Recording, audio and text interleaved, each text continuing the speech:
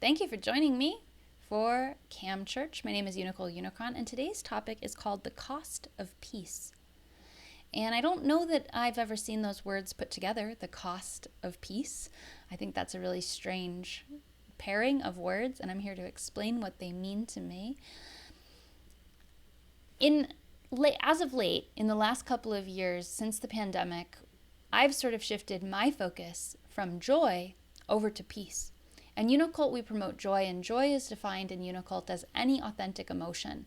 And I think joy is very, very, very important to this world. I think joy and authentic emotions are absolutely necessary for us to rise above the brainwashing, the programming that we have been exposed to, and all of the repression that we currently subject ourselves to and subject each other to, so that we can live in a way that is societally acceptable.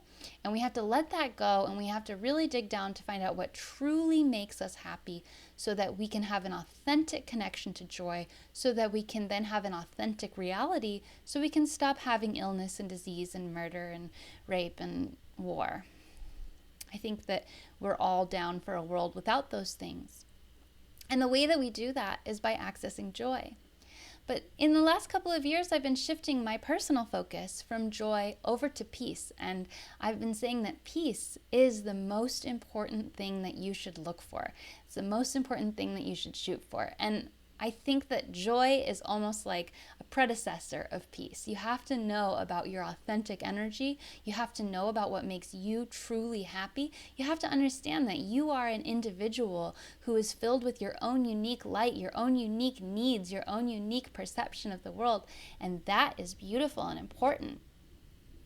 And from that place, what makes you happy might not be the same as what makes other people happy. It might not be your expectations that other people have put onto you, society or your parents or even yourself. You might have put on expectations onto yourself that don't actually make you happy. So we've got to do that exploratory work first of authenticity, of authentic joy, and find out what makes us truly happy.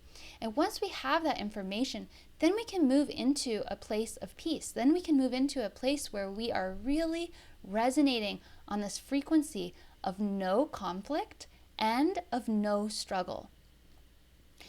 Just simply believing that you can have a life without conflict, that you can have a life without struggle, is a radical concept for most of us, especially those of us who were raised in extremely toxic environments where we were traumatized or where we're taught that life is a struggle, that life is conflict. And as you learn to believe in your future as a peaceful future, you learn that it is possible, and you learn the tools that it takes to actually get there. Peace is the ultimate goal. So what is peace when we say peace? Mostly when I'm talking about the word peace, what I mean is a regulated nervous system. I mean an energy that you can cultivate inside yourself and hold within your spirit that allows you to be in the same energy no matter what happens around you. Even if you come into conflict with a person or with an experience or with a stressful situation, you're able to take those conflicting energies and harmonize them because you yourself have cultivated a sense of inner peace, of inner harmony. And so you see people who are poor, you see people who are rich, you see people who are imprisoned, you see people who are free. You can see all the different spectrums of different types of people, and they can still be happy. They can still have that sense of peace no matter what is happening outside of them. When I talk about peace, that's what I'm talking about fundamentally, is the internal energy of really being harmonized within yourself so that any external conflict doesn't rock your world. Peace is very powerful. Not only does it give you a day-to-day life that is just impeccable, right? You don't have conflict. We're always trying to avoid conflict, right? Like when you think about it, it's like, I don't want to fight anymore. I want peace. I want to just be happy. I just want to be happy. I just want to be rich. I just want things to work out. I just want to be in that feeling of bliss that comes with peace. So why do I keep struggling? Why is life always this struggle and this constant conflict. The idea of peace is that you're internalizing the harmony inside yourself. And what that does is it actually creates a super powerful radiance of energy around you that protects you from stressful things happening. I was saying earlier that if you are someone who has cultivated a strong sense of peace within themselves, no matter what is happening around you, you are still able to maintain that peaceful state. But there's another side of it too, which is that as you remain peaceful, as you cultivate that peace within yourself, you are actually creating a magnetic energy around yourself, within yourself and outside of yourself. You're actually emanating this peaceful energy. You're emanating this radiant, peaceful energy that is affecting everything around you. It's going to affect the people around you. It's going to affect the objects around you. It's going to affect the actual physical reality around you, because everything is energy, and peace is the most powerful energy. So peace is very powerful, because as you emanate peace, you actually attract more peaceful realities to you. You stop having to deal with so much conflict in your life. And when it does come up, it's a lot easier. You become a magnet for more peaceful things to you. There's different types of peace that we can accomplish. There's peace in relationships. What would it look like if you had a life where all of your relationships were peaceful? Your friendships, your relationships with your family, your relationships with your loved ones, no more conflict. No more conflict. Relationships with strangers, relationships with enemies. What if every relationship that you had no drama? What if every relationship that you had was just a peaceful understanding of each other's differences and an accepting for who they are, where they are, and that you have the proper boundaries to protect yourself, but that you have absolute peace within yourself about that situation? What would it look like and feel like to have peace in your abundance? To look at your bank account and say, to look at your bills and say, yeah, peaceful. To look at the things that you need to buy and just have total peace around it. What would it look like in your life if you had absolute peace around your finances and around your abundance? Abundance actually is peace, because you can have a ton of money and still not be in peace. You can have no money and somehow be in peace. It actually doesn't matter what the physical reality looks like. Of course, that's a stretch, because there are important attributes about our physical form that need to be tended to, such as eating and sleeping in a sheltered area and wearing clothes and taking care of all these things. But as you learn how to harmonize your internal self around these conflicted energies, you will then be able to create more harmonious energies. So imagine your life without conflict. Imagine your life being at peace with yourself. Imagine being at peace with yourself. Imagine having no more thoughts like, oh, it was so stupid. Why did I do that? No. Imagine just accepting and surrendering for who you are and how you act and where you're at currently, and finding it beautiful. Imagine having that peace inside yourself where you don't have a negative voice nagging at you. You don't have a negative voice tearing you up. Imagine yourself being at peace with your relationships, with your bank account, with your bills, with your responsibilities. Imagine that this life of peace is possible. Just take a minute and close your eyes and imagine yourself radiating peace and having total peace around you. And just take a minute to feel what that would feel like and see that future for yourself.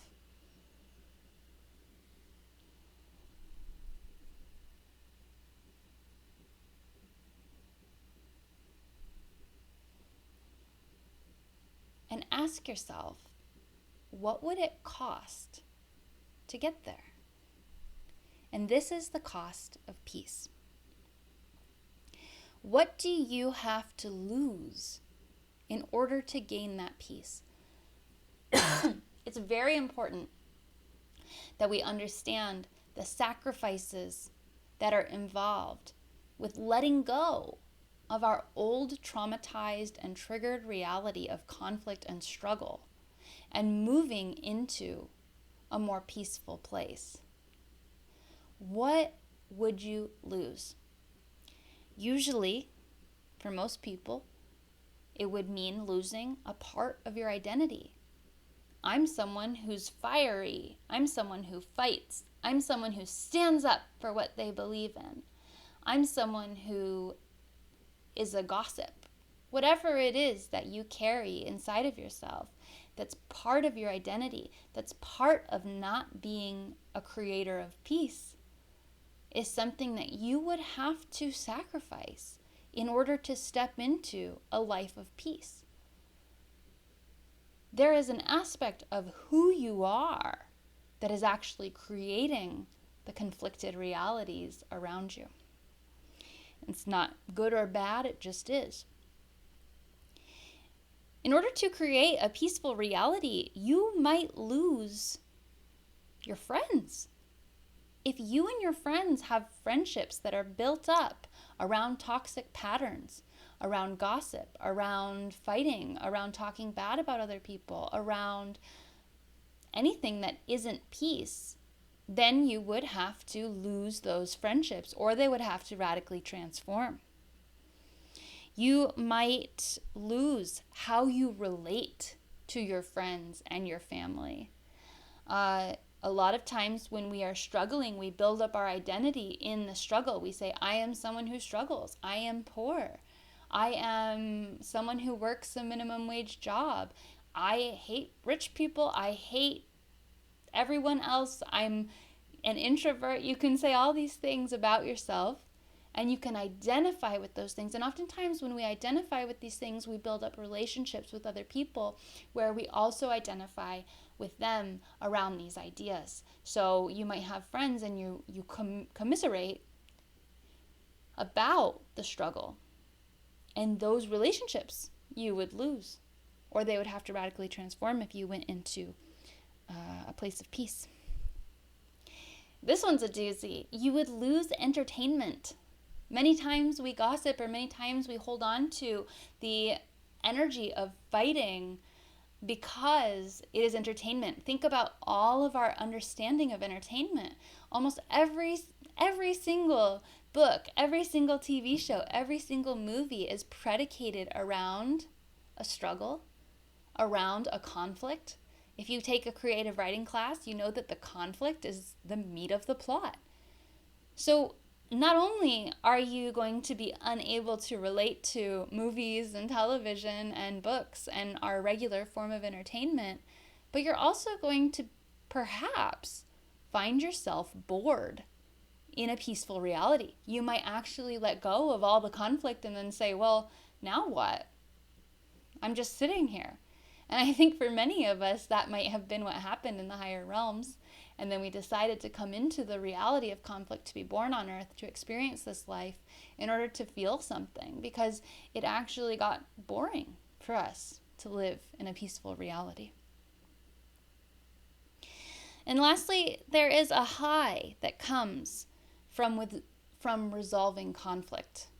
When we've got a struggle and we overcome it, you've got a goal and you meet it, and you've got a fight that you fight and you win, there's a high that comes with that. There's a sense of identity, there's a sense of ego, there's a sense of satisfaction. None of these things are wrong, okay? And I want to just acknowledge that all of these things are things that are valuable to us, that we definitely 100% value, that are actually creating this reality of struggle and conflict. And in order to step into a reality of peace, we have to be willing to let these things go. We have to be willing to go through that portal of not having any idea where we're going to end up on the other side, of entering into the pure potential reality, the unknown, the black hole, of not knowing what our life is going to look like, not knowing who we're going to be, not knowing what our relationships will be like, not knowing how we're going to feel, because it's so foreign to where we are now.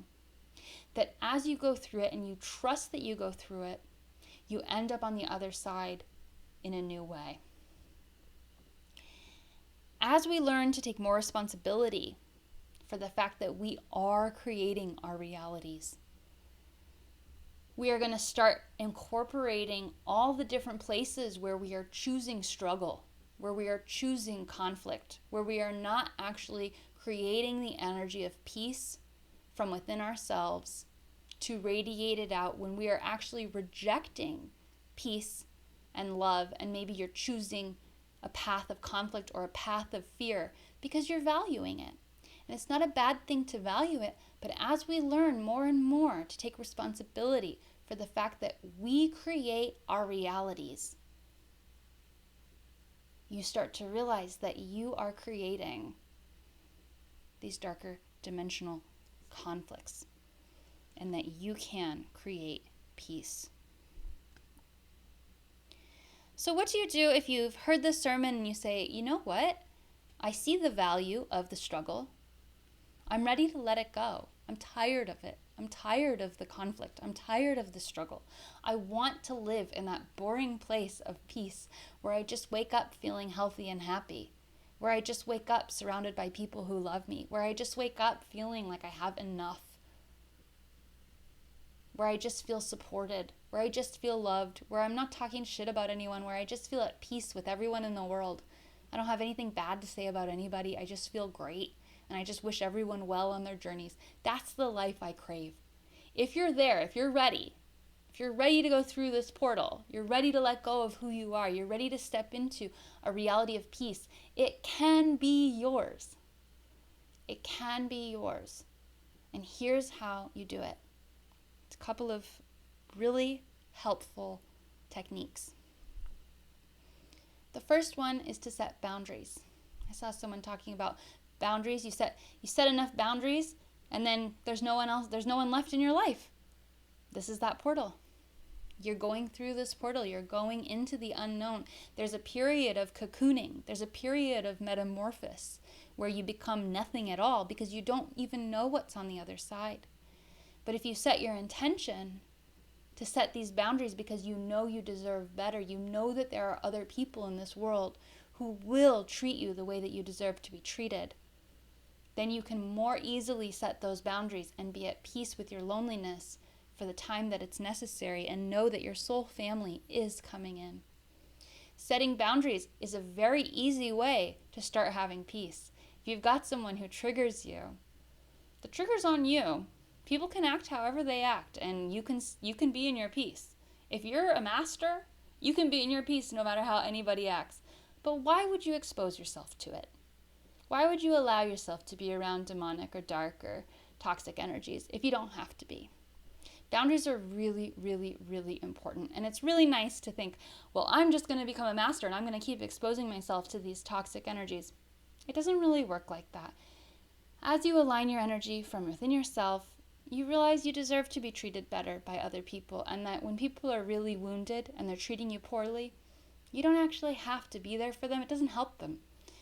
For them, it actually helps them to have the dignity of the choices that they make. And sometimes that means when they treat you badly, you walk away. That's the dignity of having the result of their choices, right? You give them the dignity of that. So you walk away when they push you away. That's it. That's aligned. That's peace. That's harmony. Other than boundaries, of course, we've got our internal harmony. Yes, become a beautiful, divine entity of peace and love within yourself. Heal your relationship with yourself. Heal your relationship with those inner voices. Heal your relationship with your future self and your past self and your child self and all the people you carry in your head as memories, as a victim. And heal that relationship, heal that victim mentality, and just really become someone who accepts where they are, who really loves where they are, who really trusts the universe. Healing your internal harmony is the number one way that you will accomplish harmony if and when you are ready to do so. One of the things that can really help with this is the violet flame. Meditating on a violet flame, a mixture of pink and purple light that is flaming around you. This is something that can consume all discordant energy within your body, within your life. You can imagine this violet flame around yourself. You can imagine this violet flame around your home. You can imagine this violet flame around all the people you love. You can imagine this violet flame around your town, around your state, around your country, around the whole globe, throughout the universe. This violet flame energy is the highest vibrational color we can see, and so it is an indicator of the highest vibrational energy we can access. And when we focus on the violet flame, we are purifying the energy within ourselves and within the world, and we are creating that harmony. If you practice this every single day, you will experience radical shifts in your reality. It's very simple. If you can't seem to imagine the color in your mind, pull up an image of the color, and that can really help. Another little hack, of course, for jumping into the timeline of peace is to quantum leap, and that is to go to sleep at night and say, I intend, I don't know if it's a globe, the entire world, where we all live. When you go to sleep at night, close your eyes and say, I intend to wake up in the most peaceful timeline. I intend to wake up as a peaceful being. And when you wake up in the morning, you say, I am in the most peaceful reality. I am the most peaceful I've ever been. And keep doing that every single day. You will eventually jump into the timeline where you are the most peaceful person that anyone's ever seen in their whole life. And last but not least, reaching up to something higher and praying for help. Help me, for fuck's sake. Get me out of this conflicted energy. Please, please show me what peace feels like. Show me what peace looks like. Show me what peace looks like when it's in my world, when it's in my body, when it's in my relationship. Show me what peace looks like when it's in my bank account, when it's in my abundance. Show me what peace looks like when it's in my body. I don't know what this feels like. Show it to me. Bring it to me. Call it to me. Lead me toward a life of peace. I am here to follow. Peace is all that I want. Please give me peace. I'm tired of the struggle. Guide me towards a life of peace. Please. Beg, cry, scream, shake your fist. Give me some peace. The higher realms are here listening. It doesn't matter what your belief is. There's something higher. It's your higher consciousness. It's a higher angel. It's a higher God. It doesn't matter. There is something higher that can pull you from where you are into a higher vibrational reality. It's okay if you're not ready for a peaceful reality. Acknowledge that and accept that. It's okay. You can stay in the struggle as long as you need to. You can get reborn. You can get reborn in another struggle life if you want. You can get reborn in a life that has even more struggle if that's your existential kink. No big deal. That's fine. Nobody's going to stop you. That's your choice. But when you are ready for peace, you can have it.